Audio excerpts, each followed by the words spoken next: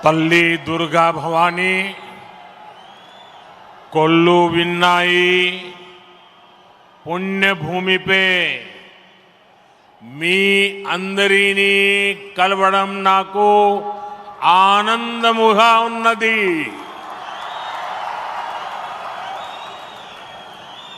आंध्र प्रदेश के राज्यपाल सैयद अब्दुल नजीर जी,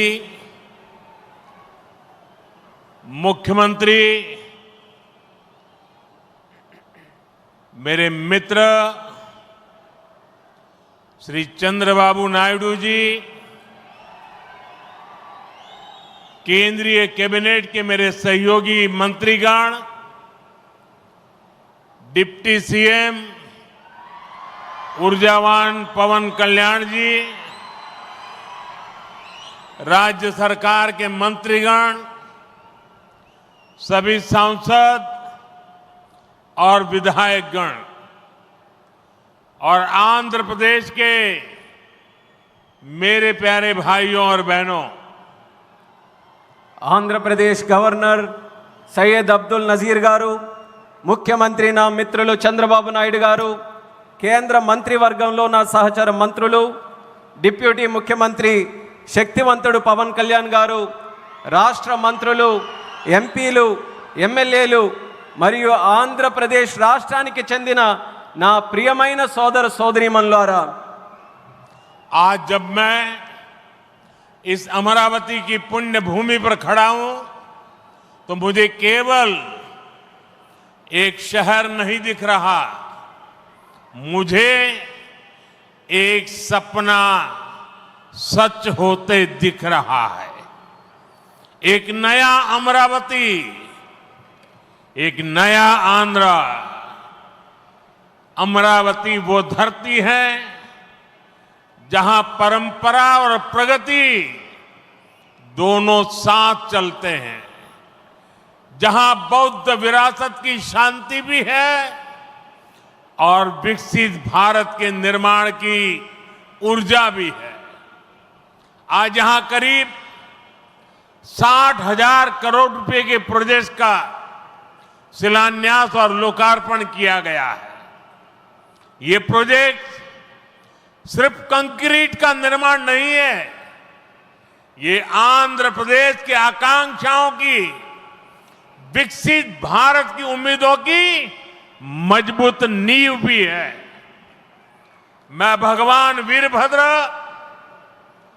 भगवान अमरलिंगेश्वर और तिरुपति बालाजी के चरणों में प्रणाम करते हुए आंध्र प्रदेश की सम्मानित जनता को बहुत बहुत बधाई देता हूं।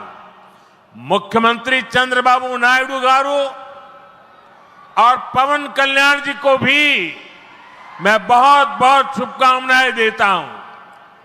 అమరావతి అనే పుణ్యభూమిపై ఈరోజు నేను నిలబడి ఉన్నప్పుడు నాకు కనిపిస్తున్నది ఒక నగరం మాత్రమే కాదు, నాకు ఒక కల నిజమవుతుంది అన్న భావన కలుగుతుంది। ఒక కొత్త అమరావతి, ఒక కొత్త ఆంధ్రప్రదేశ్। అమరావతి అంటే సాంప్రదాయం మరియు పురోగతి కలిసి నడిచే భూమి। ఇక్కడ బౌద్ధ వారసత్వం యొక్క శాంతి ఉంది, అలాగే వికసిత భారతదేశాన్ని నిర్మించుకోగలిగిన శక్తి కూడా ఉంది। ఇవాళ సుమారు 60,000 కోట్ల రూపాయలు విలువైన ప్రాజెక్టులకి శంకుస్థాపనలు మరియు ప్రారంభోత్సవ కార్యక్రమాలు చేస్తున్నాం। ఇవి కేవలం కాంక్రీట్ నిర్మాణాలు మాత్రమే కావు, ఇవి ఆంధ్రప్రదేశ్ ఆశలకు మరియు వికసిత భారతదేశ ఆశయాలకు ఒక బలమైన పునాది వేయబోతుంది। నేను వీరభద్ర స్వామికి, అమరలింగేశ్వర స్వామికి మరియు తిరుపతి వెంకన్న స్వామికి వారి పాదాలకి నమస్కరిస్తూ ఆంధ్రప్రదేశ్ ప్రజలకు హృదయపూర్వక శుభాకాంక్షలు తెలియజేసుకుంటున్నాను। అలానే ముఖ్యమంత్రి చంద్రబాబు నాయుడు గారికి, పవన్ కళ్యాణ్ గారికి నా ప్రత్యేక శుభాకాంక్షలు తెలియజేస్తున్నాను। साथियों, हम सब जानते हैं इंद्रलोक की राजधानी का नाम अमरावती था और अब अमरावती आंध्र प्रदेश की राजधानी है। ये सिर्फ संयोग नहीं है, ये स्वर्ण आंध्रा के निर्माण का भी शुभ संकेत है। स्वर्ण आंध्र विकसित भारत की राह को मजबूत करेगा और अमरावती स्वर्ण आंध्र के विजन को ऊर्जा देगी। अमरावती केवलम ओक नगरम कादु, अमरावती ओक शक्ति आंध्र प्रदेश नो आधुनिक प्रदेश का मार्चे शक्ति, आंध्र प्रदेश नो अधुनातन प्रदेश गा మార్చే శక్తి। మిత్రులారా, ఇంద్రుడు తాలూకా రాజధాని పేరు అమరావతి అని మన అందరికీ కూడా తెలుసు. ఇప్పుడు అమరావతి మన ఆంధ్రప్రదేశ్ రాష్ట్రానికి రాజధానిగా నిలిచింది. ఇది కేవలం యాదృచ్ఛికం కాదు, ఇది స్వర్ణ ఆంధ్రప్రదేశ్ రాష్ట్ర నిర్మాణానికి శుభ సూచకం అనేది తెలియజేస్తున్నాను. స్వర్ణాంధ్ర వికసిత భారతదేశ సంకల్పానికి బలమిస్తుంది. అలానే అమరావతి మన స్వర్ణాంధ్ర విజన్కు శక్తినిస్తుంది.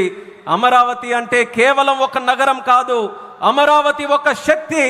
ఆంధ్రప్రదేశ్కు ఆధునిక ఆంధ్రప్రదేశ్గా అధునాతన ఆంధ్రప్రదేశ్గా మార్చే శక్తి అని తెలియజేస్తున్నాను. साथियों, अमरावती एक ऐसा शहर होगा जहां आंध्र प्रदेश के हर नौजवान के सपने साकार होंगे।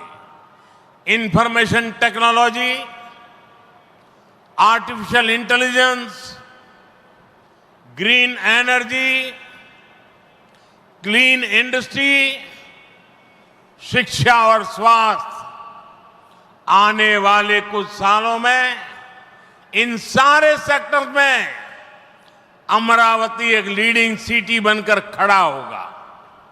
इन सारे सेक्टर्स के लिए जो भी इंफ्रास्ट्रक्चर जरूरी होगा, केंद्र सरकार उसे रिकॉर्ड स्पीड से पूरा करने में राज्य सरकार की पूरी मदद कर रही है। మిత్రులారా, అమరావతి అనేది ప్రతి ఆంధ్ర యువకుడి కలలు నిజమయ్యే నగరంగా తయారవబోతుంది. Information technology, artificial intelligence, green energy, clean industries, విద్య, ఆరోగ్య రంగాల్లో రానున్న రోజుల్లో అమరావతి దేశంలోనే ప్రధాన నగరంగా నిలవబోతుంది. ఈ రంగాల కోసం అవసరమైన మౌలిక వసతులు నిర్మించడానికి కేంద్ర ప్రభుత్వం రికార్డు స్పీడ్తో పనులు పూర్తి చేయడానికి రాష్ట్ర ప్రభుత్వానికి సంపూర్ణ సహకారం అందించబోతుందని తెలియజేస్తున్నాను.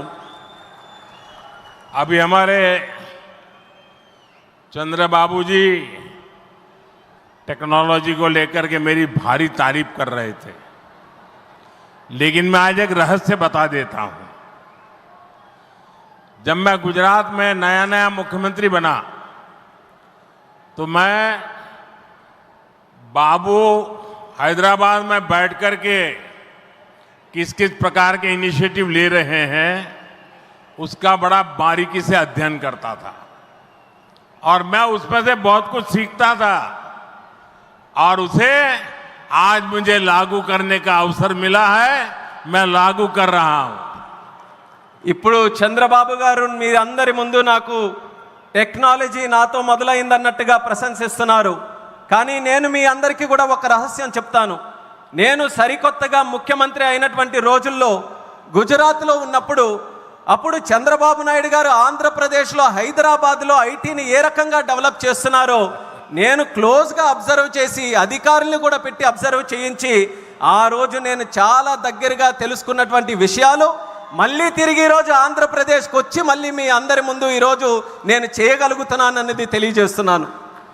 और मैं अपने अनुभव से कहता हूं, फ्यूचर टेक्नोलॉजी हो,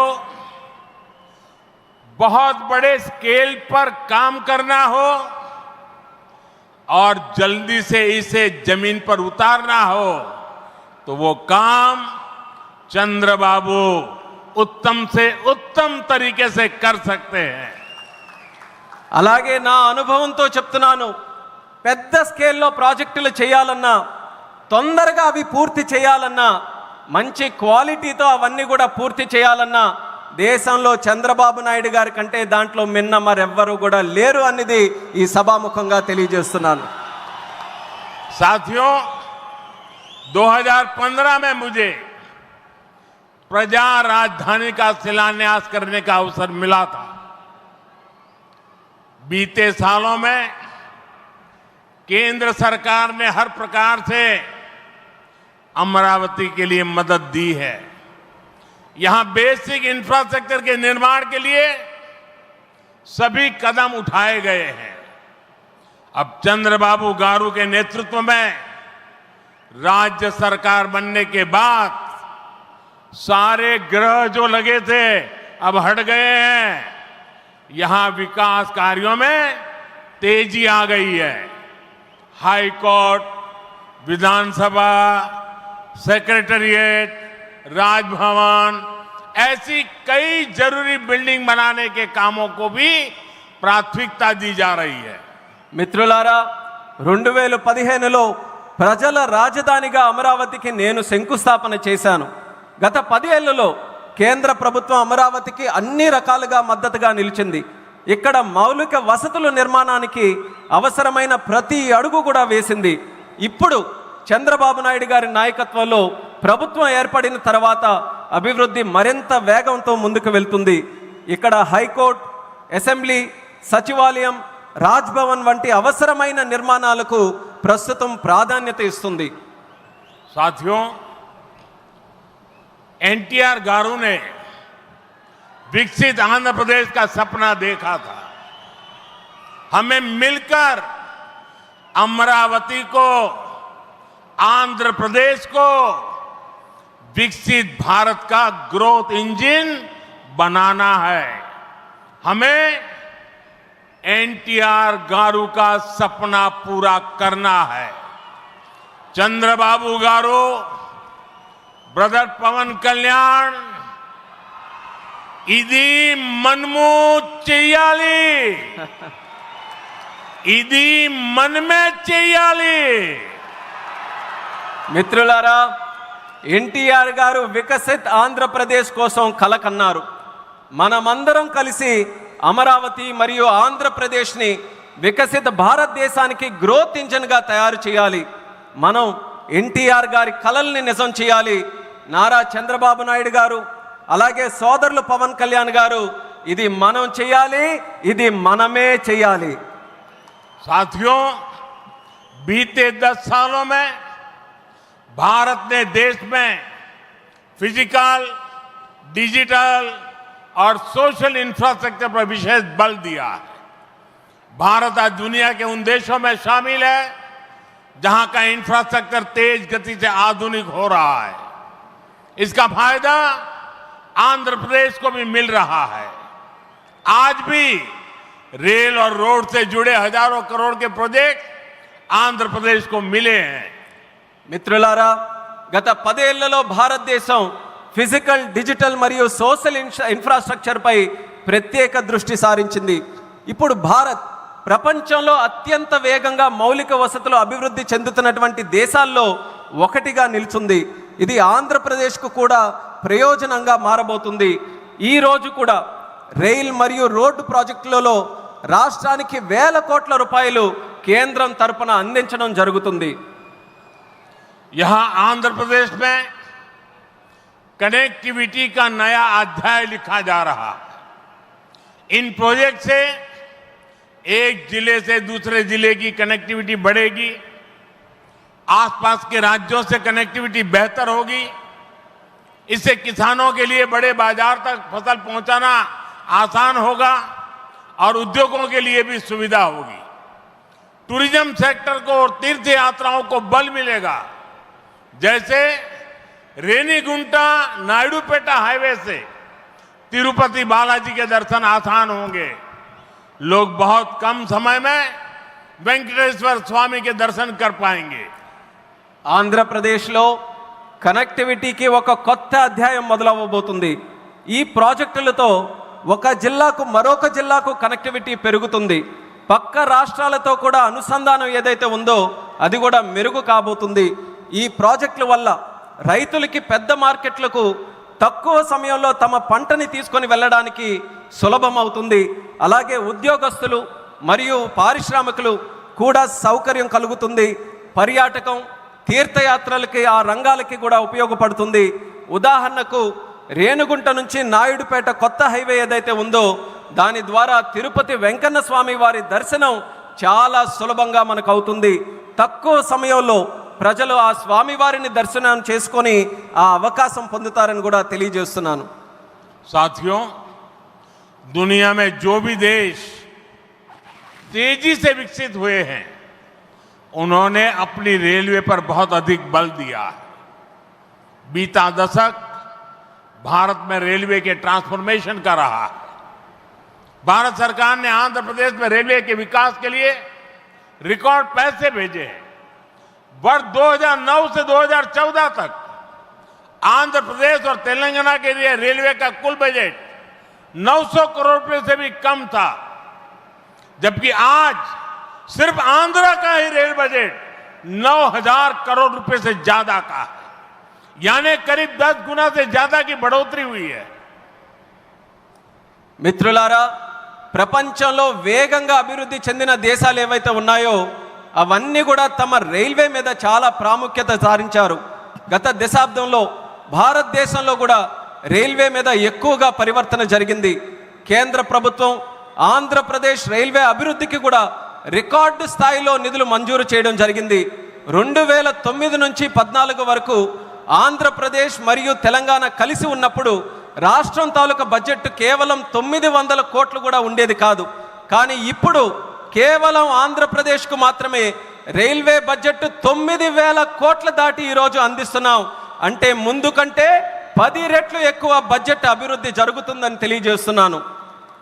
साथियों, रेलवे के बढ़े हुए बजट से आंध्र प्रदेश में रेलवे का 100% इलेक्ट्रिफिकेशन हो चुका है. यहां 8 जोड़ी आधुनिक वंदे भारत ट्रेनें चल रही है. साथ ही आधुनिक सुविधाओं वाली अमृत भारत ट्रेन भी आंध्र प्रदेश से होकर गुजरती है. बीते 10 साल में आंध्र प्रदेश में 750 से अधिक रेल फ्लाईओवर और अंडरपास बनाए गए हैं.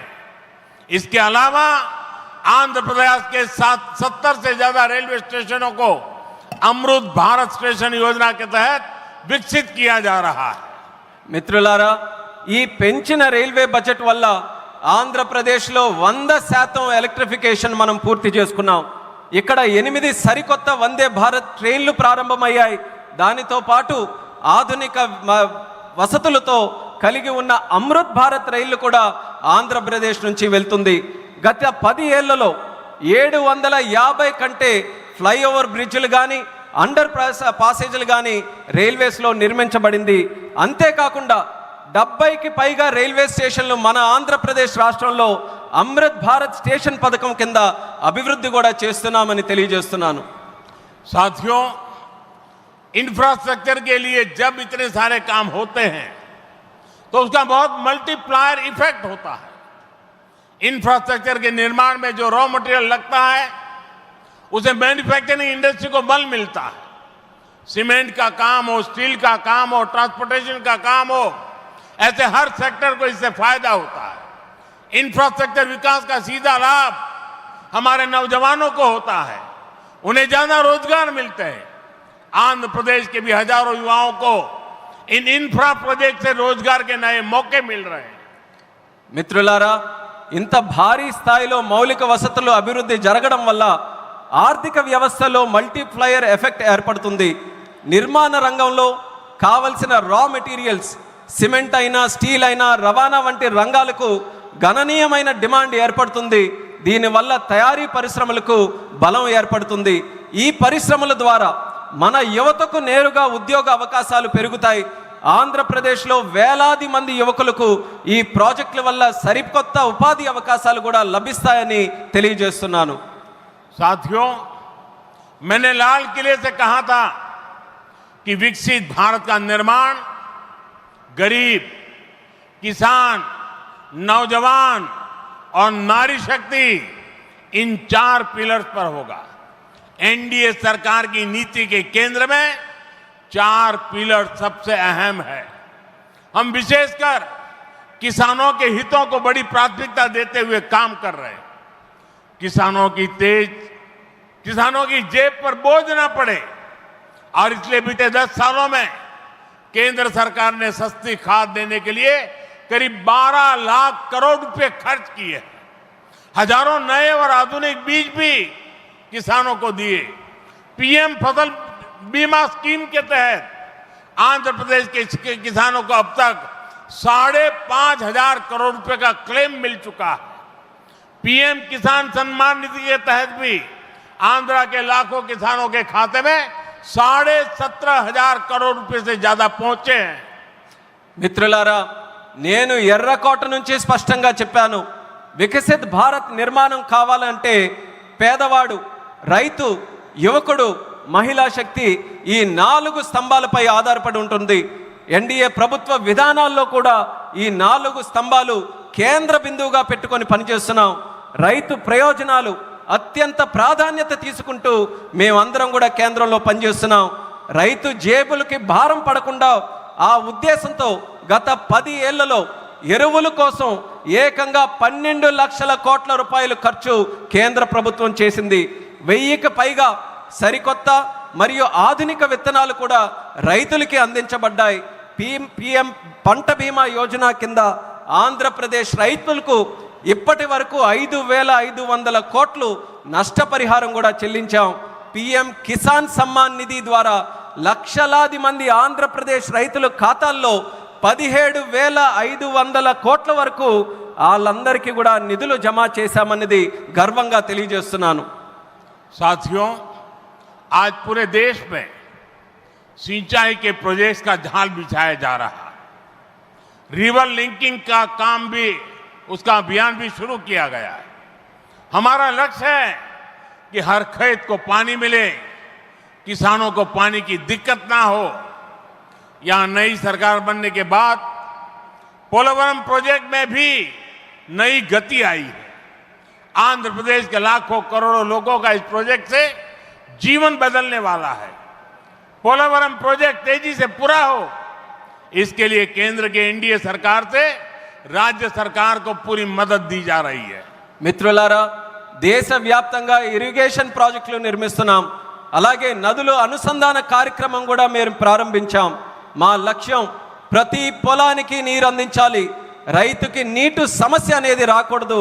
ఇప్పుడు రాష్ట్రంలో ఎన్డీఏ ప్రభుత్వం ఏర్పడిన తర్వాత పోలవరం ప్రాజెక్టు పనుల్లో కూడా వేగం మరింత పుంజుకుంది.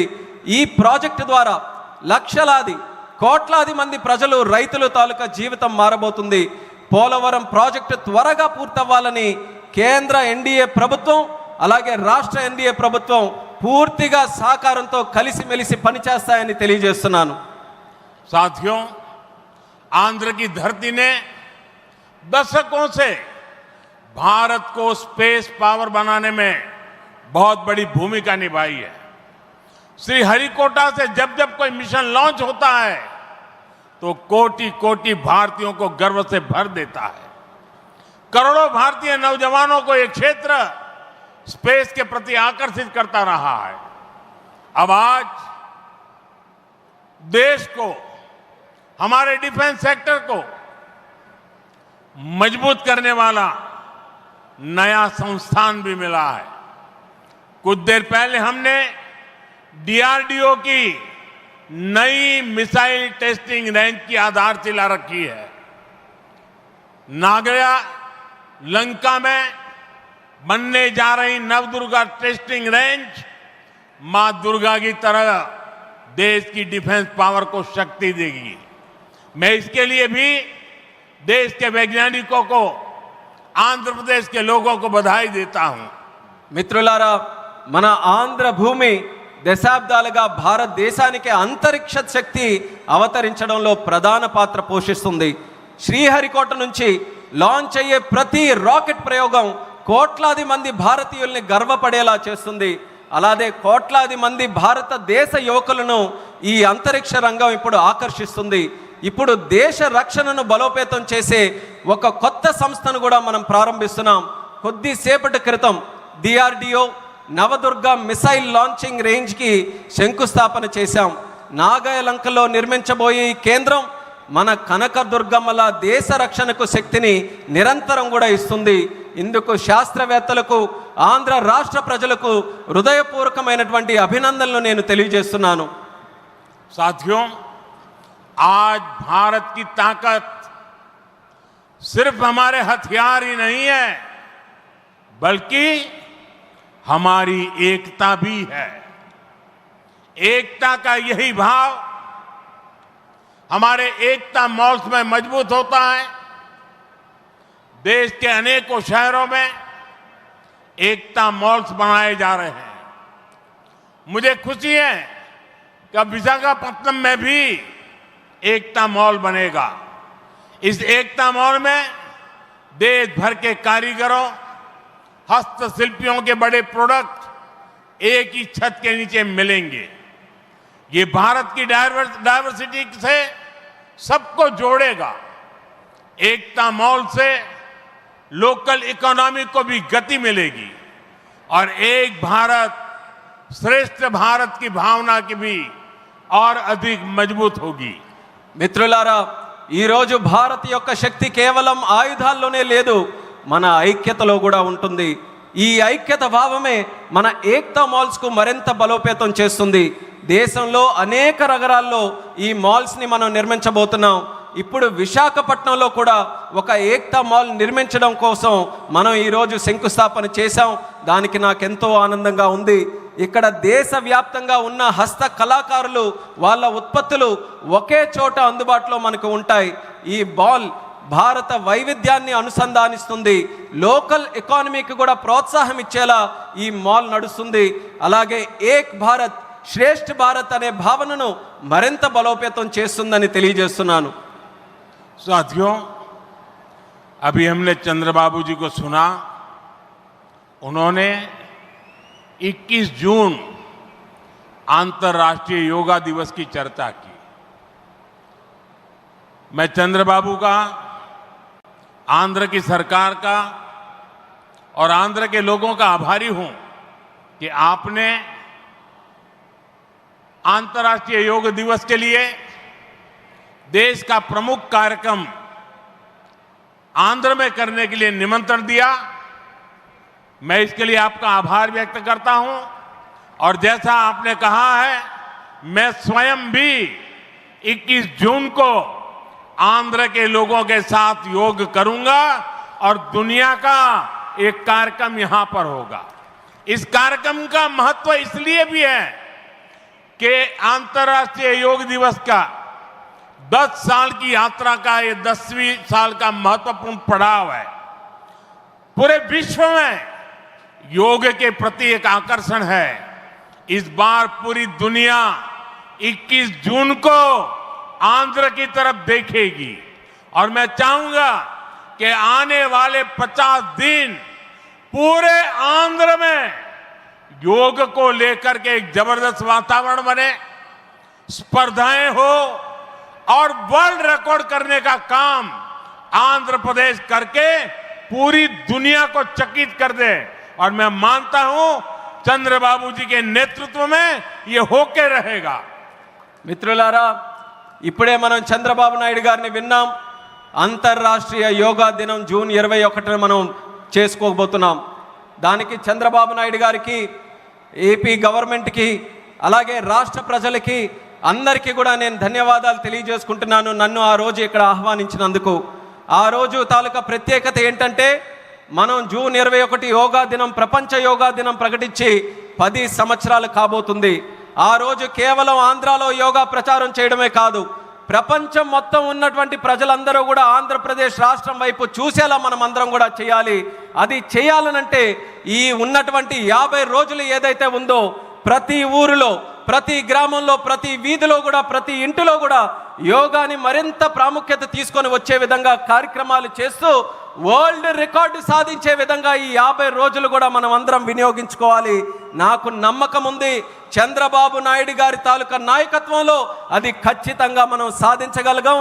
అది మీరందరి తాలూకా సమక్షంలో విశాఖపట్నంలో ఏర్పాటు చేయబోయే యోగా కార్యక్రమంలో మీ అందరి ఆహ్వానం మేరకు నేను ఖచ్చితంగా వస్తాను.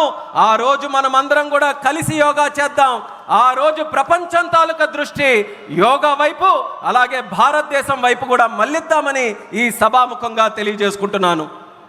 साथियों, आंध्र प्रदेश में ना तो सपने देखने वालों की कमी है और न ही सपनों को साकार करने वाले कम है। मैं विश्वास के साथ कह सकता हूं, आज आंध्र प्रदेश सही राह पर चल रहा है। आंध्र ने सही स्पीड पकड़ ली है। अब ग्रोथ की स्पीड को हमें लगातार तेज करते रहना है। और मैं कह सकता हूं, जैसा बाबू ने 3 साल में अमरावती के निर्माण का जो सपना देखा है, इसका मतलब ये 3 साल की सिर्फ अमरावती की गतिविधि आंध्र प्रदेश के जीडीपी को कहां से कहां पहुंचा देगी, ये मैं साफ देख रहा हूं। मैं आंध्र प्रदेश की जनता को, यहां जो मेरे सहयोगी बैठे हैं, सभी को फिर आश्वस्त करता हूं, आंध्र प्रदेश की प्रगति के लिए आप मुझे हमेशा अपने साथ कंधे से कंधा मिलाकर चलते हुए देखेंगे। एक बार फिर आप सभी को बहुत बहुत शुभकामनाएं। मी अंदरी आशीर्वादमुतो ఈ కుటుంబీ ఆంధ్రప్రదేశ్ అభివృద్ధికి కట్టుబడి ఉన్నది. ధన్యవాద్.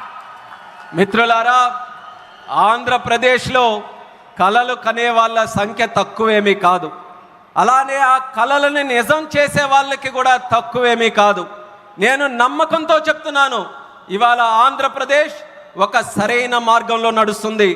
అలానే సరైన వేగంతో ముందుకు వెళ్తుంది. ఈ అభివృద్ధి వేగాన్ని మనం అందరం కొనసాగించాలి, అలానే పెంచుతూ ఉండాలి. ఇప్పుడే చంద్రబాబు నాయుడు గారు మాట్లాడుతూ చెప్పారు, 3 సంవత్సరాల్లో అమరావతి తాలూకా పనుల్ని పూర్తి చేస్తామని. నేను ఊహిస్తున్నాను, 3 సంవత్సరాల్లో అమరావతి పూర్తయిన తర్వాత ఆంధ్రప్రదేశ్ రాష్ట్రం తాలూకా జీడిపి ఏ స్థాయికి వెళ్తుందో ఒక్కసారి నేను ఊహించగలను. అది ఆంధ్రప్రదేశ్ రాష్ట్రం తాలూకా చరిత్రను మార్చబోతుందని తెలియజేస్తున్నాను. అందుకని ఆంధ్రప్రదేశ్ రాష్ట్ర ప్రజలకు, ఇక్కడ కూర్చున్న నా సహచరులకు నేను నమ్మకం కల్పిస్తున్నా, ఆంధ్రప్రదేశ్ రాష్ట్ర అభివృద్ధిలో మీ భుజంతో పాటు నా భుజం కూడా కలిపి పనిచేస్తానని నమ్మకంతో ఈ సందర్భంగా తెలియజేస్తున్నాను. మీ అందరికీ మరొక్కసారి నా హృదయపూర్వక శుభాకాంక్షలు తెలియజేస్తున్నాను. మీ అందరి ఆశీర్వాదంతో ఈ కూటమి ఆంధ్రప్రదేశ్ అభివృద్ధికి ఎల్లప్పుడూ కూడా కట్టుబడి ఉంటుంది. మీ అందరికీ కూడా నా ధన్యవాదాలు. భారత్ మాతా की జై. भारत माता की జై. भारत माता की జై. वंदे మాతరం. वंदे మాతరం. वंदे మాతరం. वंदे మాతరం. वंदे మాతరం. वंदे మాతరం. वंदे మాతరం. वंदे మాతరం.